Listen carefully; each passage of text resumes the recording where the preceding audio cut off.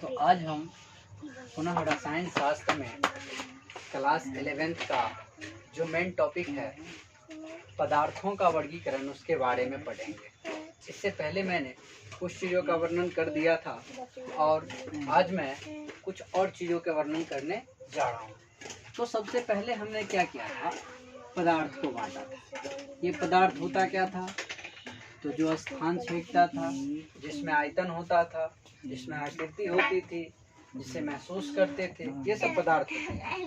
अब यह पदार्थ को ना दो भागों में वर्गीकृत किया गया।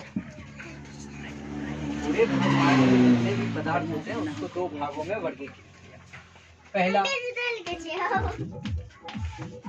भौतिक वर्गीकरण और दूसरा रासायनिक वर्गीकरण किया गया। इस पदार्थ को दो भागों में वर्गीकृत किया गया, भौतिक के आधार पर वर्गीकरण और रासायनिक वर्गीकरण किया गया।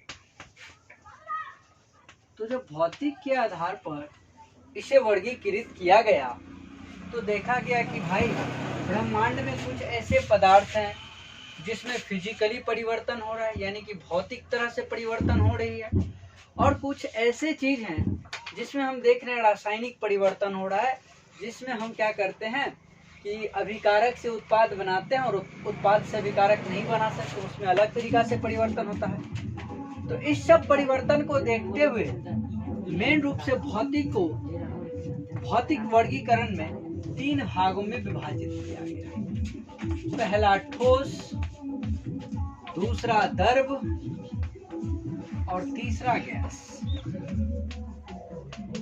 पदार्थ को भौतिक वर्गीकरण के आधार पर इसे मुख्य रूप से तीन भागों में बांटा गया, ठोस, द्रव और गैस। लेकिन क्या हुआ कि ठोस, द्रव, गैस पे ही नहीं रुका, कुछ समय ऐसे ही जाता गया, आता गया, और क्या किया, बहुत सारे फिजिकल भौतिकी वैज्ञानिक और रासायनिक वैज्ञानिक ने मिलके इसे दो और भागों में बांटा और दो नए पदार्थ की अवस्था का खोज किया, जिसमें अलग से चौथा में पढ़ते हैं प्लाज्मा अवस्था,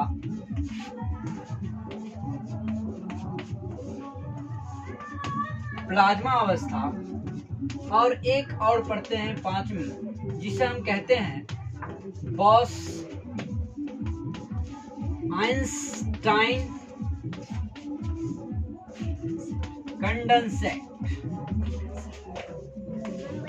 कंडेंसेट। यह एक दो विधि जो था वो एक्स्ट्रा में जैसे जैसे हमारा परिवर्तन देखा गया, उस हिसाब से वैज्ञानिकों ने पदार्थ के दो और नए अवस्था का खोज किया, जैसे प्लाज्मा अवस्था और बॉस आइंस्टाइन कंडेंसेट। इसमें क्या होता है कि प्लाज्मा अवस्था ये तीनों अवस्था से अलग होता है, ठोस, द्रव, गैस ये तीनों अवस्था से सबसे अलग होता है, और बॉस आइंस्टाइन कंडेंसेट ये तो और अलग होता है। तो इस सब का वर्णन मैंने पहले वीडियो में कर चुका हूँ। अगर आप इस सब के वर्णन करना जानना चाहते हैं कि ठोस क्या होता है, द्रव क्या होता है, गैस क्या होता है, प्लाज्मा अवस्था क्या होती है, और बॉस आइंस्टाइन कंडेंसेट ये कौन सी अवस्था होती है, तो आप हमारे उस वीडियो पे जाएं और फिर आप देखें। इसके बाद मैंने मुख्य रूप से रसायन पढ़ते हैं, तो हमें सबसे पहले क्या करनी होगी, तो रासायनिक वर्गीकरण को अच्छे तरह से हमको क्लियरलीफाई करना है कि रासायनिक वर्गीकरण होता क्या है और इसे कितने भागों में वर्गीकृत किया गया। तो जैसे हम रासायनिक वर्गीकरण करते हैं तो इसे दो वर्ग में पहले बांटते हैं। एक तो लेते हैं शुद्ध पदार्थ और दूसरा अशुद्ध पदार्थ। एक लेते हैं शुद्ध पदार्थ और दूसरा लेते हैं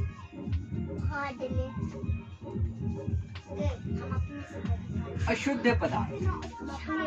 अब बात आती है कि भाई ये शुद्ध और अशुद्ध क्यों बांटा गया। तो बचपन से पढ़ते आए हैं क्या हो बंद हो गया?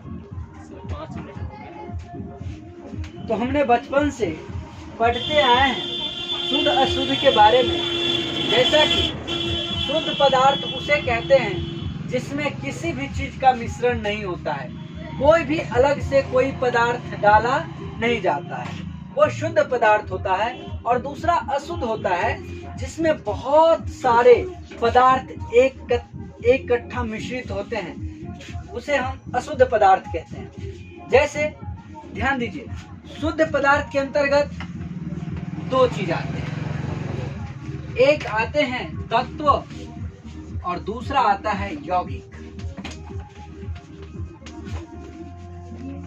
शुद्ध पदार्थ के अंतर्गत कितने आते हैं? एक आते हैं तत्व और दूसरा आता है यौगिक।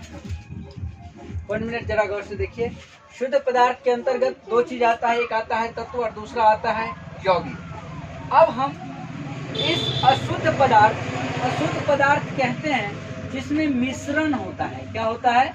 मिश्रण होता है। क्या यह दिख रहा है? मिश्रण वाली बात दिख रही है, तो यह मिश्रण होता है। और मिश्रण होगा कि मिश्रण भी 2 प्रकार से मिश्रित होता है। एक होता है समांगी मिश्रण। क्या होता है? समांगी मिश्रण। और दूसरा होता है विसमांगी मिश्रण।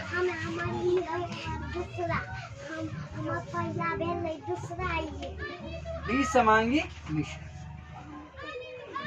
ये था शुद्ध पदार्थ को 2 भागों में बांटा गया, एक तत्व में और दूसरा यौगिक में। और अशुद्ध पदार्थ जो होता है जिसे हम मिश्रण कहते हैं, उसे फिर 2 भागों में बांटा गया, एक समांगी मिश्रण और एक विसमांगी मिश्रण। ये था रासायनिक वर्गीकरण। अब क्या करेंगे हम? वारी से इस सभी के बारे में डिटेल से पढ़ेंगे। आप बोलोगे इस तत्व को भी 3 भागों में बांटा गया। क्या ये दिख रही है? ये नीचे वाली पार्ट दिख रही है? तो फिर आगे जाके क्या किया? तत्व को भी 3 भागों में बांट दिया गया, एक धातु, अधातु और उपधातु।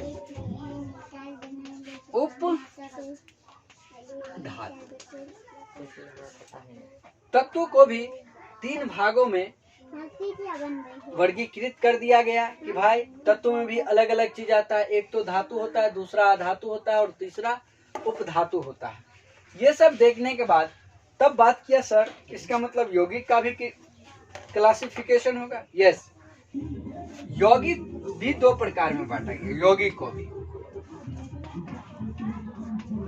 को भी 2 वर्गों में बांटा गया। सबसे पहला कार्बनिक और दूसरा अकार्बनिक। एक तो होता है कार्बनिक यौगिक, एक होता है कार्बनिक यौगिक और दूसरा होता है अकार्बनिक यौगिक। अकार्बनिक यौगिक। बस ये पूरा जो हमारा था वो था रासायनिक वर्गीकरण। क्या था? रासायनिक वर्गीकरण। हमने फिजिकल भौतिक वर्गीकरण के बारे में हमने पढ़ा, उसके बाद मैंने रासायनिक वर्गीकरण किया हूँ और वारी से इस सब के बारे में डिटेल से पढ़ेंगे। ठीक, तो आप लोग नोट कीजिए, मैं वेट करता हूँ।